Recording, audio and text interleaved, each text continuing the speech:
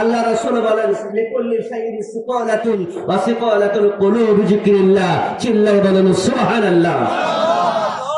আল্লাহর নবী সরকার মদিনা নবী রাহমাতুল লিল আলামিন ডেকে বলেন উম্মতারা, তোমার কাপড়ের মধ্যে যদি ময়লা পড়ে যায়, সাবান ব্লিচিং পাউডার দিয়ে যখন কাপড় ঘষো, কাপড় পরিষ্কার হয়। তোমার কালভের মধ্যে যদি ময়লা পড়ে যায়, কালভটা কিভাবে পরিষ্কার করবা?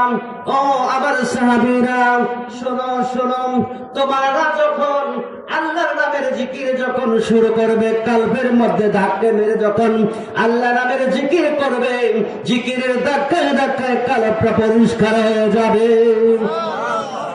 এই জন্য তরিকতের দরবারে গেলে, পীর মুর্শিদের দরবারে গেলে তরিকতের ক্লাস করে, দুনিয়ার ডাক্তাররা দেহের চিকিৎসা করে, আল্লাহর ওলিরা আত্মার চিকিৎসা করে। জোরে বলুন সুবহানাল্লাহ।